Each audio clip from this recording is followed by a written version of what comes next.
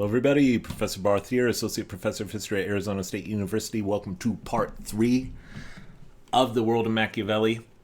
This is part of a larger playlist, Foundations of Western Political Thought. Today we're going to take a look at Virtue and Vice in The Prince, authored of course by Niccolò Machiavelli, a Florentine political thinker during the Italian Renaissance, who also served as a diplomat for the Republic of Florence for about a decade and a half long period. In the early 16th century, Machiavelli used his practical experience as a diplomat, his observations as a diplomat, together with his education in classical political thought, classical history, and came up with this advice manual for rulers known as the Prince. Now, in the next few videos, we're going to take a look at certain themes in the Prince that I find most important. Virtue and vice in this video. Then the next video, we're going to take a look at fear, love, cruelty, and hatred in the Prince and Machiavelli's work. And then for the final video, I'll probably combine these numbers 3 and 4, the importance of greatness and reputation in a ruler, and also the importance of luck or good fortune. Machiavelli places puts a lot of stock in the importance and the significance of fortune in human affairs and urges rulers to pay close attention to it. Now, a discussion question I want you to consider, perhaps comment in the comment below. Can a good ruler, including the ruler of a free state, the ruler of a democratic republic, model his rule after Machiavellian principles? Is it possible? Oftentimes we associate Machiavelli with, a dictator or an absolute monarch, but Machiavelli's a Republican. He's a small R Republican, and it is an interesting thought. Are the ideas we find in the Prince, are they applicable to a democratic republic? Can a good ruler use these principles? Comment below. But before we go into virtue and vice, I want to take a brief look at the purpose of the Prince. Who is the Prince for? Who is the audience? Now, Machiavelli knows that his audience will be very broad, but it's targeted specifically toward, of course, heads of state. Men like Ferdinand II of Spain, pictured there on the left, or King Louis XII of France, pictured there on the right. Charles, the Habsburg Emperor, contemporary of Machiavelli, or, of course, Lorenzo de' Medici, the ruler of Florence after 1513, and the man to whom Machiavelli dedicates this work. Machiavelli says this: I know the subject has been treated differently before. This isn't the first advice manual for a ruler that's come out. There are many advice manuals for rulers that have been published. So he says, I know the subject's been treated before and it's been treated differently before. But since I intend to write something useful to an understanding reader, it seemed better to go after the real truth of the matter than to repeat what people have imagined. So look, I'm going to give you the truth, the cold hard truth. Okay? I'm not going to give you just repeat what people have imagined. It may make you uncomfortable. Reality is uncomfortable. You may not like what I have to say, but I'm going to give it to you straight. A great many men, Machiavelli says, have imagined states and princedoms such as nobody ever saw or knew in the real world. These other advice manuals that you read, he says, is fantasy. There's such a difference between the way we really live and the way we ought to live, that the man who neglects the real to study the ideal will learn how to accomplish his ruin, not his salvation. So look, I'm going to focus on the real. I'm going to give you a heavy dose of reality. You may not like it, but if you don't like it, you have a problem not with me, you have a problem with reality, Machiavelli argues. So you want to go ahead and study the ideal, you want to study the fantasy, go for it. It's going to be your ruin. It's not going to be your salvation. You need to study the real. This reminds us of the preface from Thucydides in his History of the Peloponnesian War. If you haven't seen the series we've done on Thucydides, you need to check it out. But he said this in his preface: "This history may not be the most delightful to hear, since there is no mythology in it. There's no fantasy in this history. But those who want to look into the truth of what was done in the past, which, given the human condition, will recur in the future, those readers will find this history valuable enough, as this was composed to be a lasting possession and not to be heard for a prize at the moment of a contest." Machiavelli wants to publish a lasting possession. This perhaps is the most scandalous part of The Prince, but it sums up quite nicely that difference that Machiavelli is talking about. He says this: "Any man who tries to be good all the time is bound to come to ruin among the great number who are not good. Hence, a prince who wants to keep his authority must learn how not to be good, and use that knowledge or refrain from using it as necessity requires." What a statement. Okay? So first of all, you don't even try to be good all the time. The great number, really all men, the great number of men are not good. Okay? So if you try to be good all the time, you're going to come to ruin. Okay? So don't do that. What you need to do if you want to keep your authority, for Machiavelli, that's the end of statecraft. Okay, that's the objective, to keep your authority. Why? Well, authority means order. It means, for Machiavelli, human society is on the verge of is always on the verge of chaos. Civilization is precarious, and so for civilization to survive and persist, it needs stability. It needs order. And the prince must keep his authority. If you want to keep your authority as a prince, you must learn how not to be good. How not to be good. Now, does that mean that after acquiring that knowledge of how not to be good, that you can just flagrantly not be good all the time whenever you feel like it? No, he doesn't say that. He says you gain that knowledge of how not to be good, and then use that knowledge or refrain from using it as necessity requires. So it's all about necessity. As necessity requires. What is a necessity? Again, order, stability, maintaining your authority as the ruler. And sometimes necessity will require that you do things that are not good. Sometimes necessity will require from you, the ruler, a vicious act. Vicious comes from the word vice. More on that in a moment.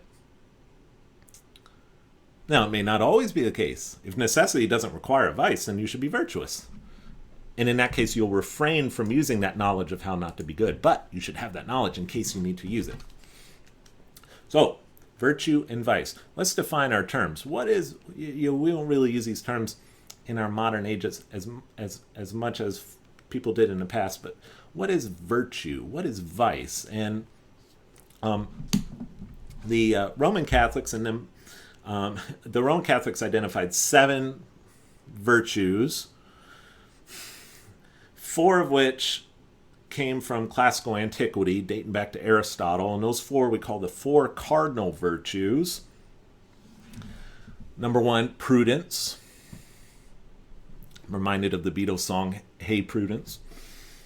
And prudence is simply signifies this. It's an act of using your mind to discern how to act in what situation, to exercise wisdom.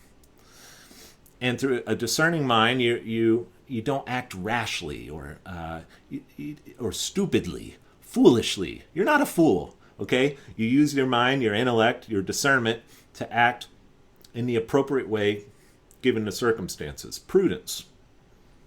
Number 2, justice or fairness. And of course, there are just it's a very contentious question of what justice means exactly. Won't get into that here, but that's one of the virtues. Fortitude or strength, courage, endurance, forbearance. The old King James Version of the Bible uses the word long suffering, which more modern translations translate as patience. But I like that word long suffering because it calls to mind a situation in which you're going through this great difficulty, and yet you persist. You forge on ahead. You endure. Why? Because of your strength of mind. Like fortitude isn't just physical strength, although physical strength may play a part depending on the circumstance. It's really mental strength. Isn't that what courage is also? So fortitude is a virtue. Temperance is another virtue. Self-control, restraint. You're not ruled by your senses. You're not ruled by your appetites, your sensual appetites, whether sexual or what you eat or maybe different articles of consumption. No, you're or maybe you overdrink. Whatever it is, temperance is exercising self-control and restraint, and that's another one of the virtues. And then the Roman Catholics added to that 3 so-called theological virtues: faith, hope, and charity. Faith, intellectually acknowledging divine truths; hope, having trusting promises given in those divine truths, whether particularly in Scripture; charity, having a love for one's neighbor, in that itself stemming from a love for God.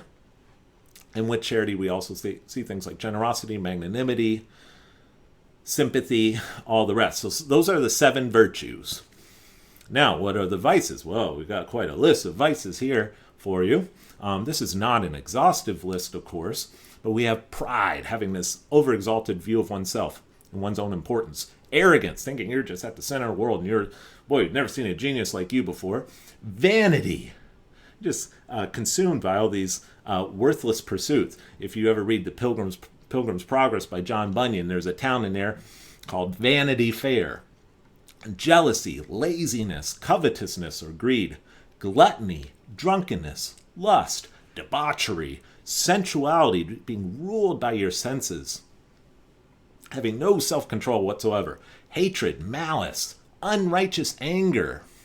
Now, there's a righteous anger. If I see a child predator or something, I've got righteous anger against that man. I want justice, okay? That's righteous anger. Unrighteous anger is a vice.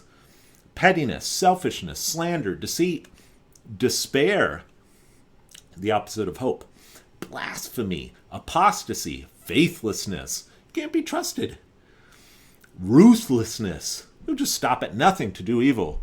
Inventing acts of evil, in fact. Disobedience to lawful authority. Now, there is a such thing as unlawful authority, in which case it would be a virtue to resist unlawful authority as part of fortitude. But when you have lawful authority and you just flagrantly disobey lawful authority, and there are many different areas and spheres of authority throughout society, that is a vice. By the way, ask yourself, America in 2022, do we look more like this or do we look more like that? Sadly, tragically, America with each passing year seems to be just running straight over a cliff.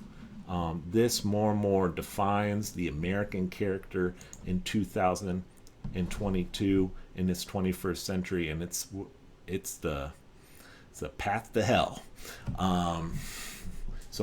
But I digress. So there's your virtues and your vices. All right. What does Machiavelli make of all this? Well, this is from chapter 15. Whenever men are discussed, he says, there are certain qualities that bring them either praise or blame. Thus, some are considered generous, others stingy. Some are givers, others grabbers. Some cruel, others humane. One man is treacherous, another faithful. One is feeble and effeminate, another fierce and spirited. One modest, another proud. One lustful, another chaste. One straightforward, another sly. One harsh, another gentle. One serious, another playful. One religious, another skeptical, and so on. I know that everyone will agree, he says, that among these many qualities, a prince certainly ought to have all those that are considered good. Everyone will agree, Machiavelli says, including presumably himself. All right, so is that the end of it? You know, those older advice manuals that Machiavelli referenced earlier, I mean, what was their advice? They said, follow this if you're a ruler. Follow virtue. Do what you can to be as virtuous as possible and avoid vice. Follow virtue, avoid vice. But for Machiavelli, it's not that simple. Again, you wish it was, according to Machiavelli says. You would wish it were, but it's not. It's not.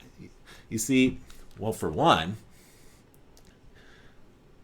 since it is impossible to have and exercise them all, so it's not even possible to have all these virtues, because the conditions of human life simply do not allow it.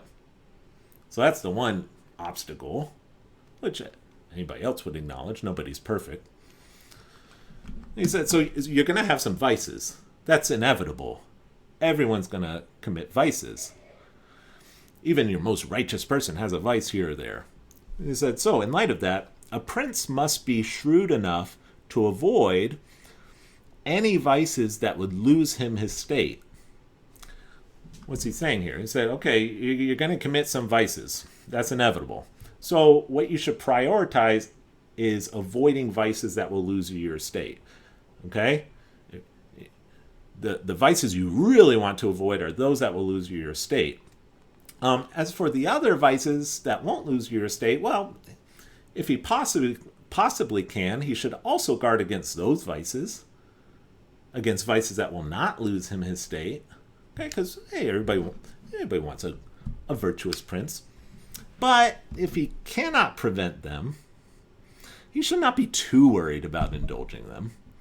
Don't worry about it too much, okay? So long as it doesn't lose you your state. Now, if that vice will lose you your state, you need to reject that vice. You need to straighten out. But if it's not going to lose you your state, don't worry too much about indulging them. Furthermore, he should not be too worried about incurring blame for any vice without which he would find it hard to save his state. So he says, now if there's a vice that is necessary to save your state, do not worry at all about incurring blame for that vice. In fact, you should embrace that vice. For if you look at matters carefully, you will see that something resembling virtue, if you follow it, may be your ruin, while something else resembling vice will lead, if you follow it, to your security and well-being. And here again is the scandal of the prince. He's saying, look, these virtues here, it looks great, but you know what? Sometimes it will lead to your ruin. Should you follow it if it leads to your ruin? If you're a prince, if you're an effective prince? Machiavelli says, look, I'm going to be honest with you.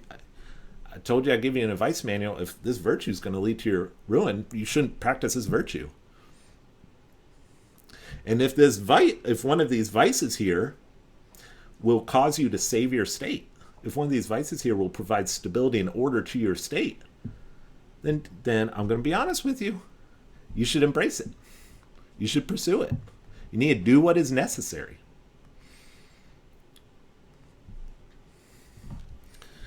You should consider, he says, that there are two ways of fighting, one with laws and the other with force. The first is properly a human method. The second belongs to the beast. Laws and force.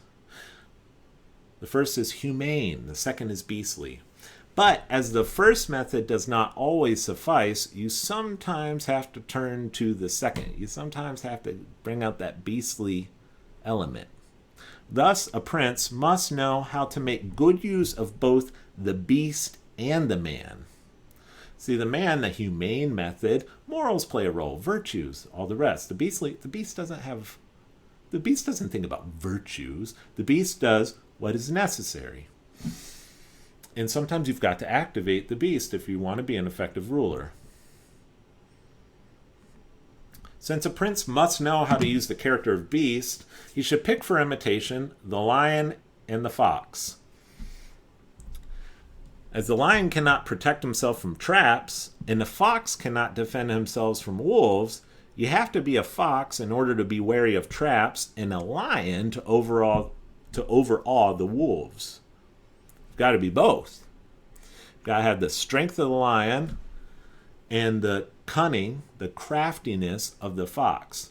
Those who try to live by the lion alone are badly mistaken. You see, most rulers back in Machiavelli's day, if they thought in these terms, they would have picked the lion. Well, it's obvious. You want to have strength. You want to protect yourself and the state from wolves. But Machiavelli is saying, hey, don't underestimate the fox. The fox is necessary. You must have that character of the fox. How praiseworthy it is for a prince to keep his word and live with integrity rather than by craftiness. Everyone understands, Machiavelli says. Look, we want an honest prince. Everyone understands that. That's the ideal. What's the reality? Yet, we see from recent experience, from practical reality, that those princes have accomplished most who paid little heed to keeping their promises. Oh, they're promise breakers. But who knew how to manipulate the minds of men craftily. The fox knew to manipulate the minds of men craftily. In the end, they won out over those who tried to act honestly. Thus, a prudent prince cannot and should not keep his word when to do so would go against his interest, or when the reasons that made him pledge it no longer apply. You made a promise, and all of a sudden now you discover it's actually going to go against your interest if you carry out that promise, or the reasons you made that promise just no longer apply. Not only do you not have to keep that word, you shouldn't keep your word, okay? You can talk about integrity all you want. Okay, look, again, I'm giving you practical advice here. You shouldn't keep your word in that situation. Doubtless, if all men were good, this rule would be bad.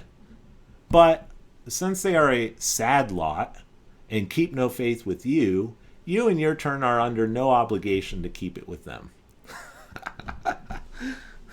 So, look, this is, again, the real world. This is human nature.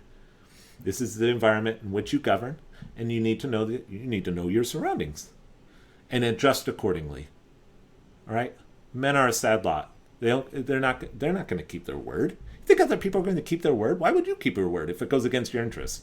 Now, if it favors your interests, of course, keep your word. But if it goes against your interests, why would you keep your word? Nobody else's. Okay?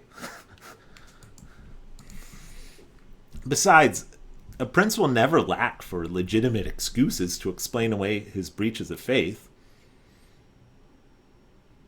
Modern history will furnish innumerable examples of this behavior, showing how many treaties and promises have been made null and void by the faithlessness of princes, and how the man succeeded best who knew best how to play the fox. There's a lot of talk. You hear people talk all the time about politicians breaking their word, breaking their promises. Then you read this from 500 years ago, half a millennia ago. Right? I said in the first part of this video, Machiavelli is a remarkably modern political thinker. You wonder how many politicians in the present day have read Machiavelli, whether they have or haven't. I think Machiavelli's influence continues to the present. Men are so simple of mind and so much dominated by their immediate needs that a deceitful man will always find plenty who are ready to be deceived. You get a view here into, Machiavelli has quite a low view of humanity, as you see. What are men? Men are simple of mind. They're faithless. Okay, they're a sad lot. So, we may pose this question to Machiavelli.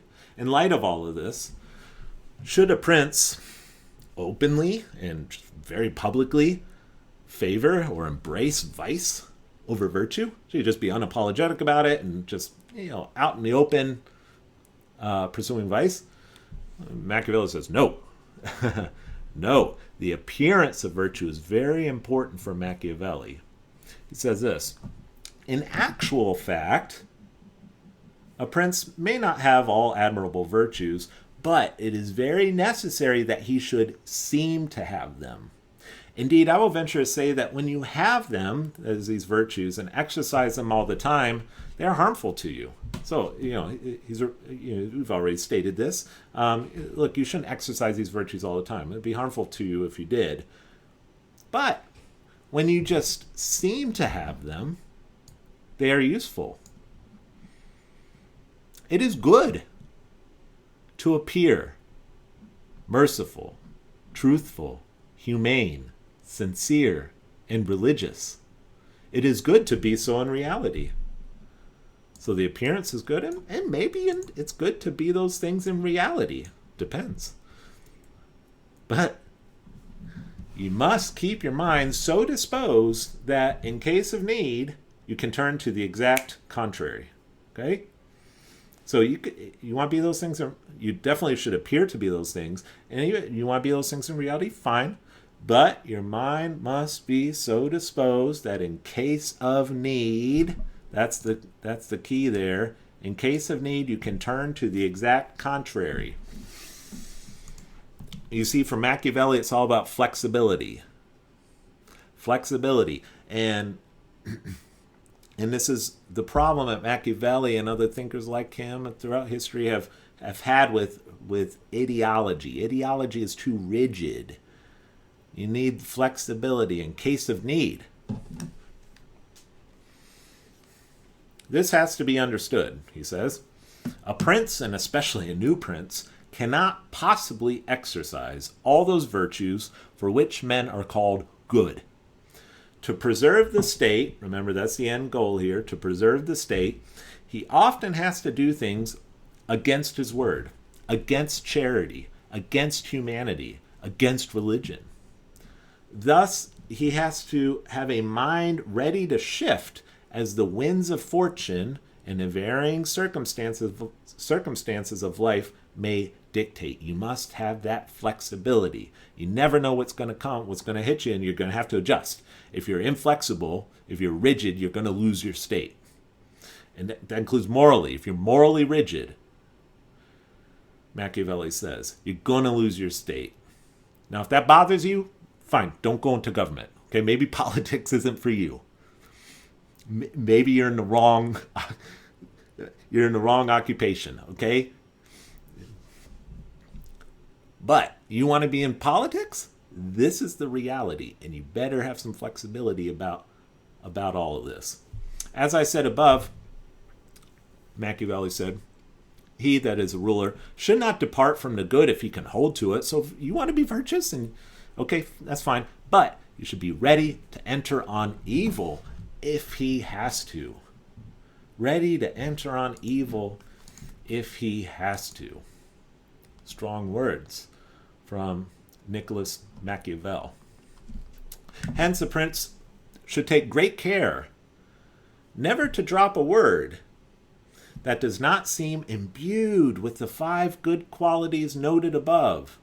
So your public persona, you should have the appearance of virtue. It's very important to have the appearance of virtue. To anyone who sees or hears him, he that is a ruler should appear all compassion, all honor, all humanity, all integrity, all religion. Nothing is more necessary than to have this last virtue, than to seem to have this last virtue. What a statement. Nothing is more necessary than to seem to have this last virtue. Religion. You must seem to have religion. It's hard not to think of the present day. Okay? Not just in the religion aspect, but in all these. I mean, politicians today in both parties, Democrat, Republican, oh, they have this great appearance of, oh, they're so compassionate, they're so honorable, they're so humane and honest, and they're Christians too, you know. How many of them are really that way? You can't know the hearts of men. There's speculation involved there, but I would venture to say that very few of them have it, as to quote Machiavelli, in actual fact. A whole lot. They appear to have those things.